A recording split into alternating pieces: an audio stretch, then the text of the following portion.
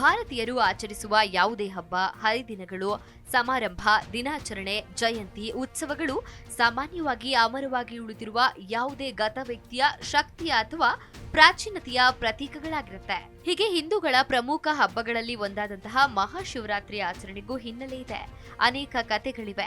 ಶಿವನು ಪಾರ್ವತಿ ದೇವಿಯನ್ನ ವಿವಾಹವಾದ ದಿನವಾಗಿ ಶಿವರಾತ್ರಿ ಎಂದು ಹೇಳಲಾಗುತ್ತೆ. ಅಲ್ಲದೆ ದೇವತೆಗಳು ಹಾಗೂ ಅಸುರರ ನಡುವೆ ಸಮುದ್ರ ಮಂಥನ ನಡೆದು ವಿಷ ಉದ್ಭವವಾದಾಗ ಅದನ್ನ ಶಿವ ಕುಡಿತಾನೆ. ವಿಷ ಗಂಟಲೊಳಗಿಂದ ಇಳಿಯದಂತೆ ಪಾರ್ವತಿ ಇಡೀ ರಾತ್ರಿ ತಡೆದಳು ಎನ್ನತ್ತೆ ಶಿವಪುರಾಣದ ಇನ್ನೊಂದು ಮಹಿಮೆ. ಜೊತೆಗೆ ಭಗೀರಥನ ತಪಸ್ಸಿಗೆ ಮೆಚ್ಚಿ ಇಳಿಗೆ ಇಳಿದು ಬಂದ ಗಂಗೆಯನ್ನ ಶಿವ ತನ್ನ ಜಡೆಯಲ್ಲಿ ತುಂಬಿಸಿಕೊಂಡಿದ್ದ. ಇದರಿಂದ ವಿಚಲಿತನಾದ ಭಗೀರಥ ಗಂಗೆಯನ್ನ ಭೂಮಿಗೆ ಹರಿಸುವಂತೆ ಶಿವನನ್ನ ಪ್ರಾರ್ಥಿಸಿದ. ಆತನ ಭಕ್ತಿಗೆ ಮೆಚ್ಚಿ ಶಿವ ಗಂಗೆಯನ್ನ ಹರಿಯ ಬಿಟ್ಟಿದ್ದು ಇದೇ ದಿನ ಎನ್ನತ್ತೆ ಪುರಾಣ. ಇನ್ನು ಶಿವನ ಆದಿ ಮತ್ತು ಅಂತ್ಯ ಹುಡುಕಲು ಹೊರಟ ವಿಷ್ಣು ಮತ್ತು ಬ್ರಹ್ಮನಿಗೆ ಶಿವರಾತ್ರಿ ಎಂದು ಶಿವಲಿಂಗ ರೂಪಿಯಾಗಿ ದರ್ಶನ ನೀಡಿದ ಎಂಬುದು ಪ್ರತೀತಿ. ಶಿವರಾತ್ರಿ ಆಚರಣೆಯ ಹಿನ್ನೆಲೆ. ಕೈಲಾಸವಾಸಿ ಶಿವನಿಗೆ ಶಿವರಾತ್ರಿ ಅತ್ಯಂತ ಪ್ರಿಯವಾದ ದಿನ. ಶಿವರಾತ್ರಿಯಂದು ತನ್ನನ್ನ ಪೂಜಿಸುವ ಭಕ್ತರಿಗೆ ತಾನು ವಿಶೇಷವಾಗಿ ಅನುಗ್ರಹ ನೀಡೋದಾಗಿ ಸ್ವತಃ ಶಿವನೇ ಪಾರ್ವತಿಯನ್ನ ಅರುಹಿದ್ದಾನೆ ಎನ್ನುತ್ತೆ ಶಿವಪುರಾಣ. ಇನ್ನು ಚತುರ್ದಶಿಯ ರಾತ್ರಿಯೇ ಶಿವ ಪಾರ್ವತಿಯನ್ನ ವರಸಿದ್ದಾನಂತೆ. ಹೀಗಾಗಿ ಅಂದು ರಾತ್ರಿ ದೇವಾನುದೇವತೆಗಳೆಲ್ಲರೂ ಜಾಗರಣೆ ಮಾಡಿ ಗಿರಿಜಾ ಕಲ್ಯಾಣವನ್ನ ವೀಕ್ಷಿಸಿ ಶಿವ ಪಾರ್ವತಿಯರಿಬ್ಬರನ್ನ ಪೂಜಿಸಿದರಂತೆ. ಹೀಗಾಗಿ ಜಾಗರಣೆ ಪದ್ಧತಿ ಆಚರಣೆಗೆ ಬಂದಿದೆ ಎನ್ನಲಾಗುತ್ತೆ. ಪ್ರತಿ ಸಂವತ್ಸರದಲ್ಲಿ ಶಿಶಿರ ಋತುವಿನ ಮಾಘ ಮಾಸದ ಕೃಷ್ಣ ಪಕ್ಷ ಚತುರ್ದಶಿಯಂದು ರಾತ್ರಿ ವೇಳೆಯಲ್ಲಿ ಶಿವ ಪಾರ್ವತಿ ಜೊತೆಯಲ್ಲಿ ಭೂಮಿಗೆ ಸಂಚರಿಸುತ್ತಾ ಎಲ್ಲ ಜಂಗಮಲಿಂಗಗಳಲ್ಲಿ ಸಂಕ್ರಮಣಗೊಳ್ಳುತ್ತಾರೆ. ಆ ಸಮಯದಲ್ಲಿ ಅಂದ್ರೆ ಶಿವರಾತ್ರಿಯಂದು ರಾತ್ರಿಯ ವೇಳೆಯಲ್ಲಿ ತನ್ನನ್ನ ಯಾರು ಪೂಜಿಸುವರೋ ಅವರ ಪಾಪಗಳು ಪರಿಹಾರವಾಗುತ್ತೆ ಎಂದು ಸ್ವತಃ ಶಿವನೇ ತಿಳಿಸಿದ್ದಾನೆ ಎಂಬುದರ ಬಗ್ಗೆ ಶಾಸ್ತ್ರೋಕ್ತಿ ಇದೆ. ಇನ್ನು ಶಿವರಾತ್ರಿಯ ಸಮಯ ಪೂಜೆಗೆ ಬಹು ಪ್ರಾಶಸ್ತ್ಯವಾದ ಸಮಯ.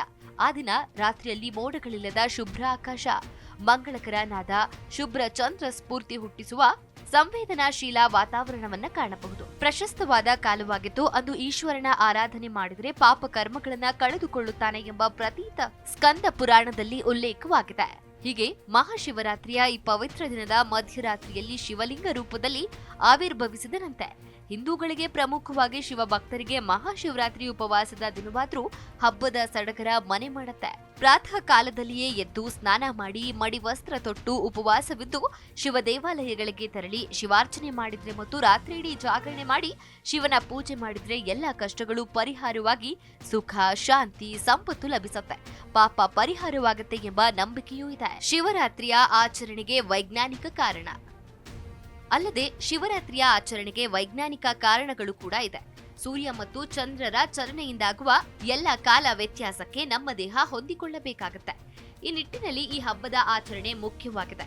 ಈ ಸಮಯದಲ್ಲಿ ಚಳಿಗಾಲವು ಮುಗಿದು ಬೇಸಿಗೆ ಕಾಲವು ಪ್ರಾರಂಭಗೊಳ್ಳುತ್ತೆ. ಅಂದ್ರೆ ಈ ದಿನದಂದು ಚಳಿಗಾಲ ಉತ್ತುಂಗದಲ್ಲಿದ್ದು ಕೃಷ್ಣ ಪಕ್ಷದ ಕೊನೆಯ ದಿನವೂ ಆಗಿರುತ್ತೆ. ಈ ದಿನದಲ್ಲಿ ಸೂರ್ಯನ ಶಾಖ ಕಡಿಮೆಯಾಗಿರುತ್ತೆ ಮತ್ತು ಚಂದ್ರನ ಪ್ರಕಾಶವು ಕ್ಷೀಣಿಸಿರುತ್ತೆ. ನಮ್ಮ ಪೂರ್ವಜರು ಇದನ್ನೆಲ್ಲ ಅರಿತೆ ಹಬ್ಬ ಹರಿದಿನಗಳನ್ನ ಆಚರಿಸ್ತಾರೆ. ಇನ್ನು ಈ ದಿನದಂದು ನಾವು ಮಾಡುವ ಶಿವನ ಪೂಜೆ, ಉಪವಾಸಗಳು ನಮಗೆ ತುಂಬಾ ಉಪಯುಕ್ತ. ಅಂದು ಪರಶಿವನಿಗೆ ನೀರಿನ ಅಭಿಷೇಕ ಮತ್ತು ಬಿಲ್ವ ಪತ್ರೆಯ ಪೂಜೆ ಮಾಡ್ತೇವೆ. ಬಿಲ್ವ ಪತ್ರೆಯಲ್ಲಿ ಉಸಿರಾಟದ ತೊಂದರೆ ನಿವಾರಿಸುವ ಗುಣವಿದೆ. ಬಿಲ್ವವನ್ನ ಲಿಂಗದ ಮೇಲೆ ಹಾಕುವಾಗ ಅದರ ವಾಸನೆ ನಮ್ಮ ದೇಹದ ಒಳಗೆ ಹೋಗುತ್ತೆ. ಶಿವನ ಲಿಂಗವು ಕಲ್ಲಿನದ್ದಾಗಿದ್ದು ಅದರ ಮೇಲೆ ನೀರನ್ನ ಸುರಿಯೋದ್ರಿಂದ ಬಹಳಷ್ಟು ಶಕ್ತಿ ಹೊರಹೊಮ್ಮುತ್ತೆ. ಅದೊಂದು ವಿಶಿಷ್ಟ ಕಲ್ಲಿನಿಂದ ಮಾಡಿದ ಲಿಂಗವಾಗಿರುತ್ತೆ. ಜೊತೆಗೆ ಪೂಜಿಸುವ ದೇಗುಲವನ್ನ ವಾಸ್ತುವಿನ ಪ್ರಕಾರ ಕಟ್ಟಿರ್ತಾರೆ. ಈ ಕ್ಷೇತ್ರದಲ್ಲಿ ಹೆಚ್ಚಿನ ಗುರುತ್ವಾಕರ್ಷಣವಿದ್ದು ಅದನ್ನ ಶಿವಶಕ್ತಿ ಎಂದು ಕರೀತಾರೆ. ಇಲ್ಲಿ ಮಂತ್ರಗಳನ್ನ ಪಠಿಸುತ್ತಾ ವಿಶಿಷ್ಟ ಕಲ್ಲಿನಿಂದ ಕೆತ್ತಿರುವ ಲಿಂಗಕ್ಕೆ ನೀರಿನ ಅಭಿಷೇಕ ಮಾಡೋದ್ರಿಂದ ಸುತ್ತಮುತ್ತಲೆಲ್ಲ ಹೆಚ್ಚಿನ ಶಕ್ತಿ ಬರುತ್ತೆಂದು ನಂಬಿಕೆ ಇದೆ. ಜಿ ಕನ್ನಡ ನ್ಯೂಸ್ ಈಗ ನಿಮ್ಮ ಮನೆಯಲ್ಲೇ ನೋಡಿ. ಎಲ್ಲ ಕೇಬಲ್ಗಳಲ್ಲಿ ಈಗ ಲಭ್ಯ.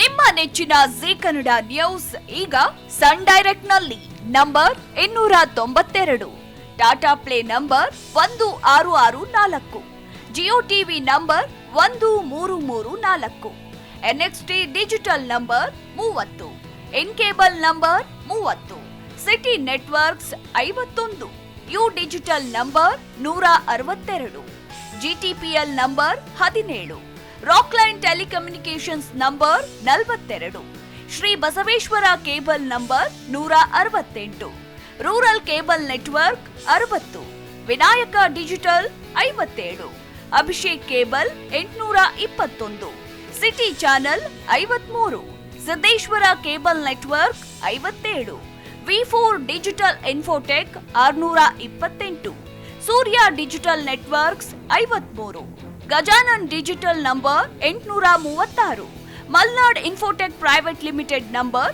56, Metrocast number 830, Victory Digital number 167ರಲ್ಲಿ ನೋಡಿ ಆನಂದಿಸಿ.